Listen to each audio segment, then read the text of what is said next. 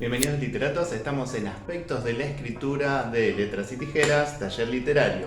Lo que vamos a ver hoy es el ambiente o la ambientación.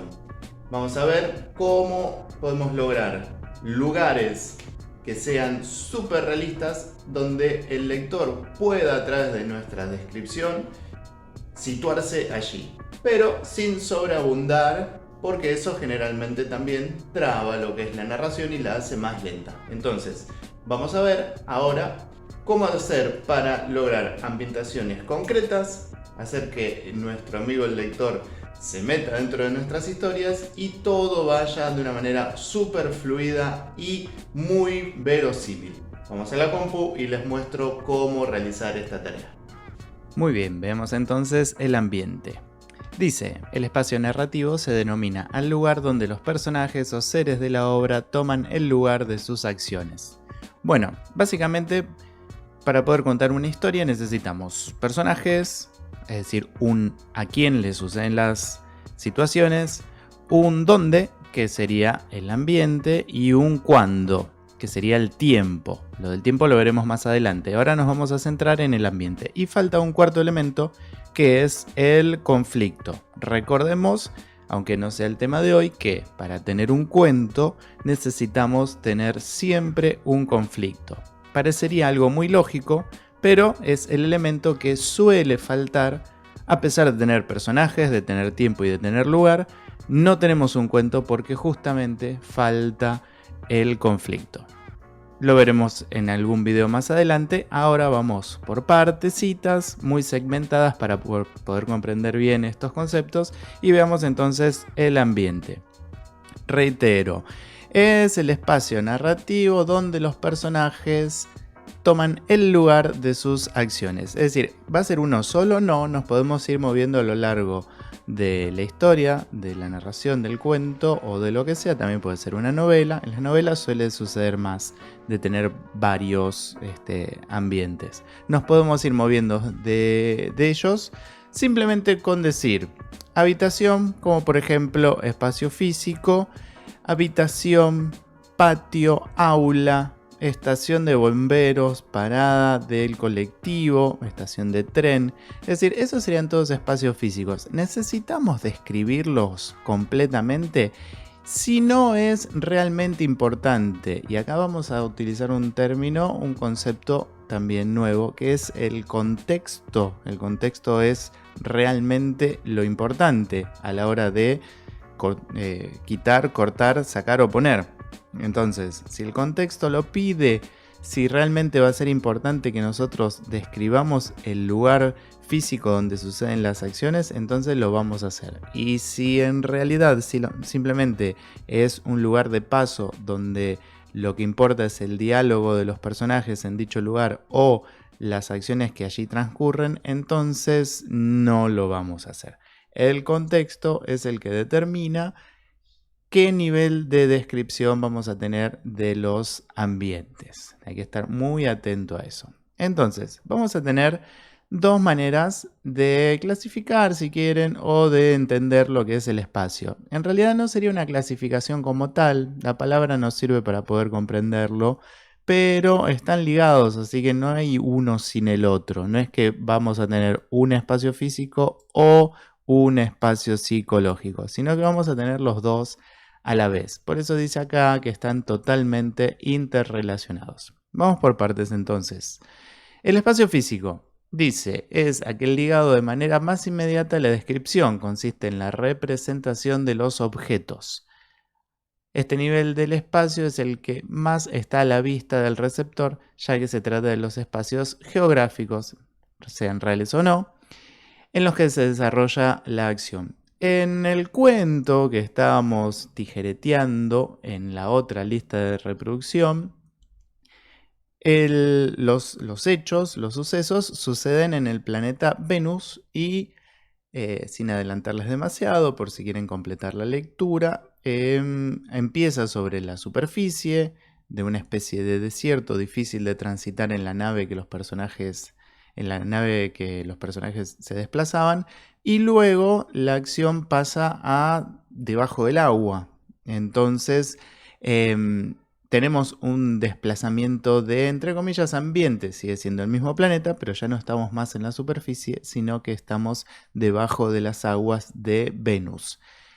Claramente es un espacio físico ficticio y la autora tiene que describirlo con un poco más de detalle y un poco más de profundidad porque no hay referencias. Es todo un mundo de imaginación que ella ve y necesita hacer que el lector lo vea también. Necesita utilizar la descripción minuciosa, detallada, pero súper, súper concentrada para que el lector pueda disfrutar y pueda ver lo que ella también está imaginando. Entonces, el espacio físico es el espacio geográfico. Vamos a describir lo que en el lugar se encuentre, como les decía hace un rato, estación del tren, parada del colectivo, una aula, la habitación del personaje, lo que sea. Lo que nos interesa más es este otro. Quizás el espacio físico sea mucho más sencillo porque simplemente decimos y contamos los objetos que allí se encuentran. Pero el espacio psicológico es el que más nos interesa porque es el que nos va a hacer viajar, el que nos va a hacer entrar dentro de la narración. Va a hacer que nosotros como lectores estemos dentro de la narración. Acompañemos al personaje bien pegadito, veamos y podamos sentir lo que el personaje ve y siente. A partir de ahí, todo eso sería el espacio psicológico. Bueno, dice que predomina a lo largo de toda la historia. Sí, depende mucho también del género. Si estamos escribiendo cuentos de terror, suspenso o policiales, sí es un ambiente que predomina durante toda la historia. Si estamos más bien en un cuento realista o naturalista, bueno, ahí quizás no tanto, sino que lo vamos a ir agregando en segmentos. Después dice, el espacio psicológico genera una predisposición en el momento de la lectura, crea una atmósfera, y esta es la palabra clave, la cuestión de la atmósfera, acorde a lo que ocurre en la narración. Es decir, está por sobre toda la narración, la envuelve claramente como una atmósfera, pero también puede oprimir, se puede hacer más pequeña, más exasperante, asfixiante si lo necesitáramos, o aflojar la tensión y permitirnos respirar un poco, pero sin que desaparezca del todo. Es decir, si lo quieren imaginar, es como una burbuja que se hace pequeña y que se hace grande, pero que nunca deja de englobar a la narración o a los pasos del personaje principalmente. Dice, podríamos también considerar que este nivel es de carácter simbólico, ya que mediante los elementos presentes en el texto se pretende generar una impresión o una sensación. Y acá está otra palabra importante, lo de la sensación. Si nosotros leemos un cuento y no sentimos nada, puede ser que pasen dos cosas. La primera es que el cuento esté mal escrito y no logre un desarrollo apropiado del espacio psicológico, o la otra es que nosotros como lectores estemos leyendo mal o no estemos realmente predispuestos para la lectura, o ese texto realmente no es para nosotros, porque también hay que hablar de ciertos niveles de lectores. Es decir, no todos los textos son para todos los lectores. Por eso tenemos literatura infantil, literatura para adolescentes y otros tipos de literatura para lectores más avesados o con más experiencia, o al menos más caudal de lectura, digamos, más textos encima, lo que podríamos llamar un corpus textual propio, digamos, ¿no? Bueno, entonces, ¿cómo nos vamos a dar cuenta si tenemos espacio físico y si tenemos espacio psicológico, si es que están interrelacionados, como dice acá? Bueno, vamos a hacer una especie de práctica, ejercicio, donde vamos a utilizar este cuento de Poe, La caída de la casa Usher, que dicho sea de paso tiene una serie en Netflix con el mismo nombre. Y no recuerdo la cantidad de capítulos que tiene, pero sí que cada uno de esos capítulos lleva el nombre de alguno de los textos de Poe. La serie es muy buena, la verdad. Yo la vi, la terminé de ver hace poco. Y claro, se completa realmente si uno tiene el texto leído, digamos. Cada capítulo que lleva el nombre de un cuento de Poe hace referencia a algunos elementos del cuento en sí. Entonces, todo eso se disfruta más cuando tenemos la lectura incorporada, digamos. ¿Qué les diría yo? Bueno, si van a ver el primer capítulo, entonces lean el cuento que lleva su nombre. Es un poco engorroso, pero es mucho más disfrutable. Este ejercicio se llama intertextualidad y también lo veremos más adelante en nuestro canal. Ahora vamos a ver lo nuestro, el tema del día, el ambiente. Vamos a tratar de marcar en el texto dónde hay espacio físico y dónde hay espacio psicológico. Vamos a tomar este primer párrafo, que como verán es extensísimo.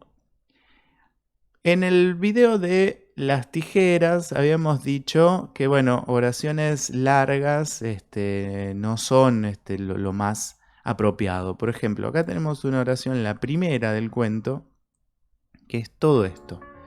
Son 50 palabras. Veamos bien. No me equivoco, ¿no? No hay un punto y seguido en ningún lado, solo donde lo marqué. 50 palabras para la primera oración.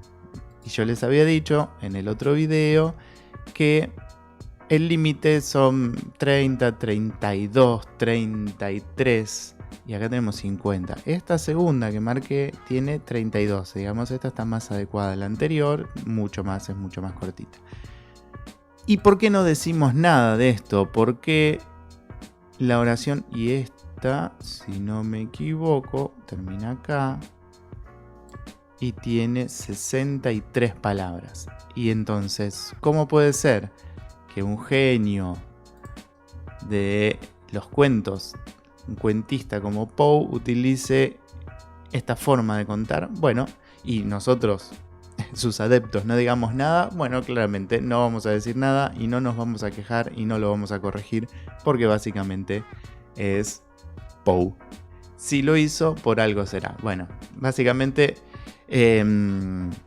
lo vemos acá, ¿no? Aunque también esto es tema de otro video, pero bueno, acá ya que estamos, tenemos todas estas pausas que son un montón, que facilitan la lectura de una oración tan larga. Mira que hay una pausa súper larga, prácticamente esto es un punto y seguido, pero Poe decidió hacerlo en una sola oración, engarzar lo que podría haber sido en esta pausa, que realmente es larga, es punto y más coma y después otra coma más. Acá tenemos un frenazo terrible del ritmo de la lectura, que por eso les digo que podría haber sido un punto y seguido, pero él decidió que fuera toda una sola oración.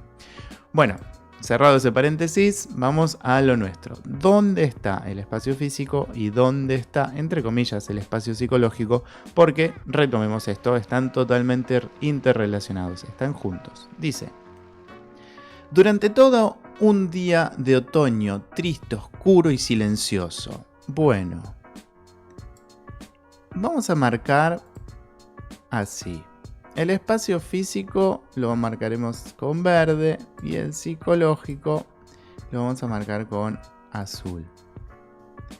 Entonces, durante todo un día de otoño gris,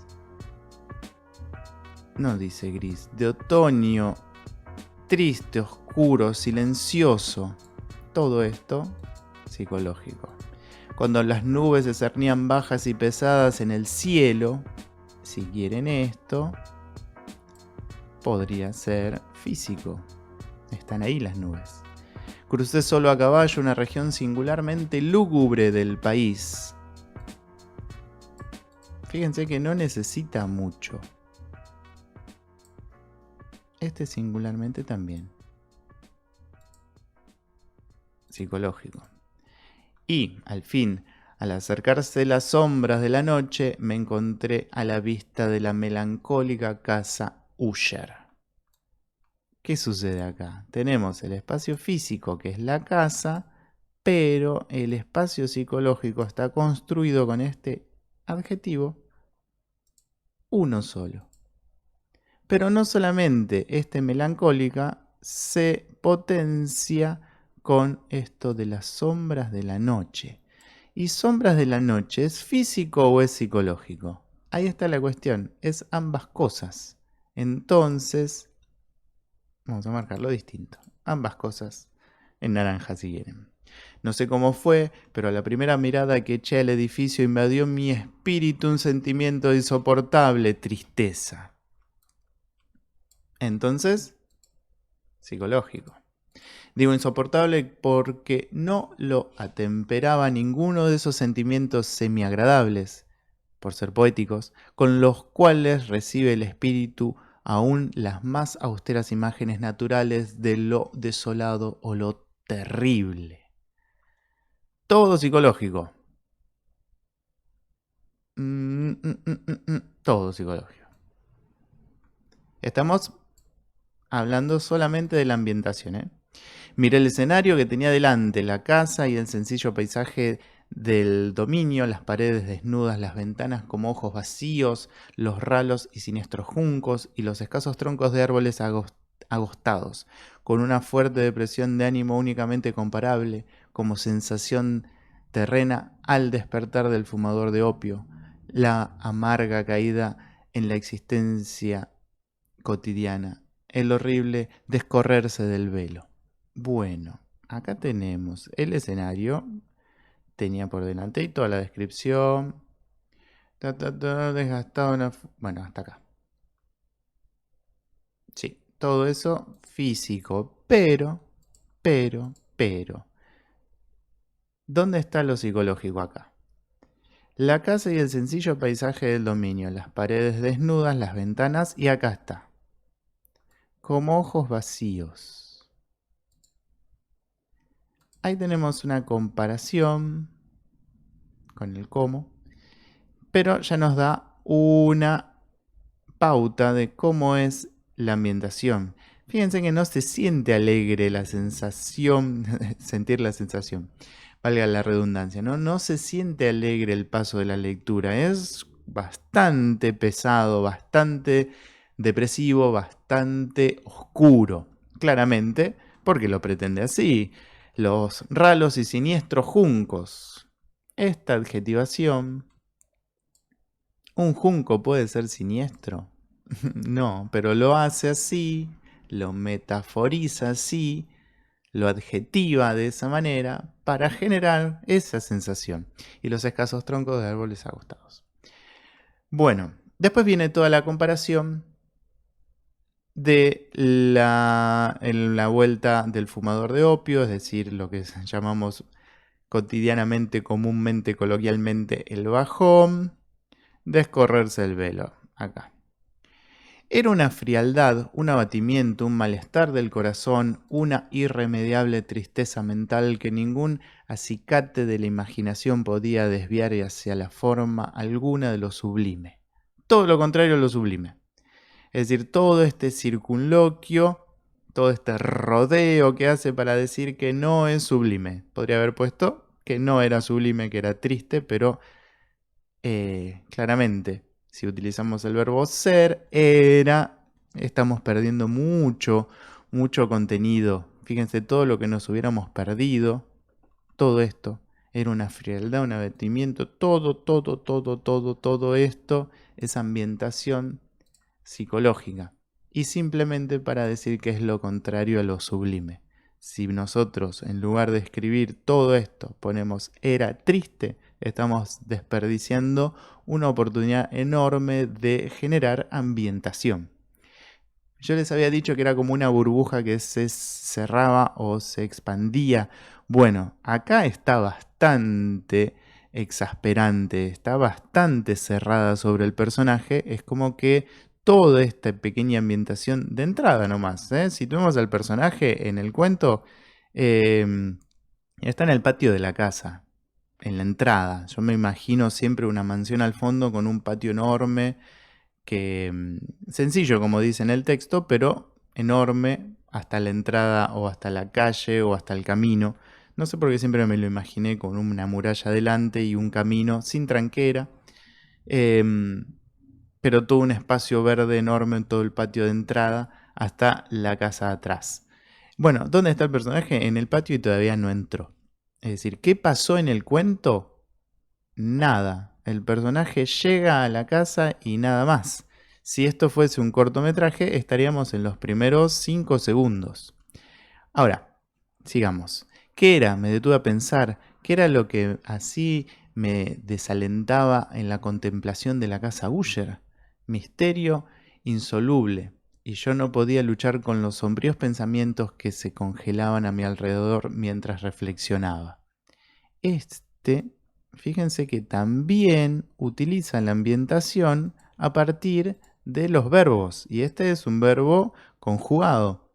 Verbo que hace avanzar la historia. Lo veremos más adelante con más detalle y demás, pero fíjense que acá tenemos un pretérito imperfecto que se utiliza en narración para avanzar la historia, es el tiempo base de la narración, junto con el pretérito perfecto simple, y él lo utiliza para ambientar. Por eso decimos que Poe es un genio y nunca vamos a discutirle ni una sola palabra de los textos que él seleccionó. Obviamente que todo esto no lo escribió en una sola tirada, sino que lo habrá escrito, corregido y recorregido arriba para obtener el resultado magnífico que tenemos y que podemos leer nosotros ahora o cuando sea que lo leamos otra vez y así. Me veo obligado a incurrir en la insatisfactoria conclusión de que mientras hay, fuera de toda duda, combinaciones de simplísimos objetos naturales que tienen el poder de afectarnos así, el análisis de este poder se encuentra aún en las consideraciones que están más allá de nuestro alcance. Todo esto, otra vez, no te está diciendo nada acerca del lugar, simplemente te está diciendo que lo que acaba de ver lo afecta tanto que en su interior no le encuentra explicación. Así todo, no puedo yo marcarles y decirles exactamente acá, simplemente si quieren insatisfactoria, este adjetivo, nada más, como para seguir marcando y estableciendo dónde está la ambientación. Era posible, reflexioné, que una simple disposición diferente de los elementos de la escena, de los detalles del cuadro, fuera suficiente para modificar o quizás anular su poder de impresión dolorosa. Y procediendo de acuerdo con esta idea, empujé mi caballo a la escarpada orilla de un estanque negro. ¿Por qué negro? Y fantástico que extendía su brillo tranquilo junto a la mansión. Pero con un estremecimiento, otra vez, ahora miren, lo hace con un sustantivo. Aún más sobrecogedor que antes contemplé la imagen reflejada e invertida de los juncos grises y los espectrales troncos y las vacías ventanas como ojos. Toma, acá dice, era posible, reflexioné, que una simple disposición diferente retoma pequeñísimo. Fíjense que el espacio físico no ocupa lugar. Nada, habla de las nubes y habla de la casa, simplemente de las paredes, de las ventanas, los juncos y los árboles. No hay una descripción concreta y detallada de la casa. Para nada. Al contrario, es todo lo otro. No necesita decirnos que tiene la pintura descascarada. Bueno, en este caso las paredes están desnudas, es decir, no hay pintura. Pero no tiene que andar hablándote de manchas de moho, telas de araña o sonidos de cadena. No necesita absolutamente nada de eso que es lo físico, sino que te pone en escena mediante todo lo otro, que es lo psicológico. Entonces, ¿dónde está lo físico? Acá. Detalles del cuadro. ¿Qué es el cuadro? La casa. La pequeña descripción de la casa que te dio acá. Como para retomar y poner de vuelta esta idea muy chiquita que te desarrolló acá en este pedacito en verde. Si quieren, en este pedacito con descripción, con ambientación conjunta, para volver eso a la mente del lector y continuar. Y mostrarte además que se refleja en el estanque lo mismo, pero eso aún estremece más. Si quieren un estremecimiento aún más sobrecogedor, si ya estaba con una impresión negativa, no digo asustado, sino incómodo, es un término muy moderno, ¿no? Para compararlo con este texto que es de Poe viejito, con ese sentimiento de ansiedad, entre comillas, pero puede ser aún peor al ver la imagen reflejada e invertida con los juncos grises espectrales. Y retoma lo de las vacías ventanas como ojos. Pero fíjense que antes decía como ojos vacíos y ahora simplemente dice las vacías ventanas como ojos. Entonces, retoma esta idea para no perder y dejar justamente donde termina el primer párrafo una ambientación de índole psicológica. ¿Qué tipo de índole psicológica? Alegre, no. Esperanzador, no. Vivaz, no. Justamente todo lo contrario a cada una de esas palabras o de esos estados que les acabo de decir. Fíjense, voy a tratar de hacerlo un poquito más chico, ahí, así se ve en toda la pantalla, la distribución. ¿Dónde está el espacio físico marcado con verde y dónde está el espacio psicológico marcado con azul? Entonces, ¿qué nos queda para decir de esto? Bueno, si ustedes quieren practicar la ambientación, en la descripción les dejo un link con actividades para que puedan realizarlas y no me voy a despedir sin antes decirles. En Letras y Tijeras hacemos literatura y la literatura se hace leyendo y escribiendo. Vamos a escribir. Nos vemos en el próximo video.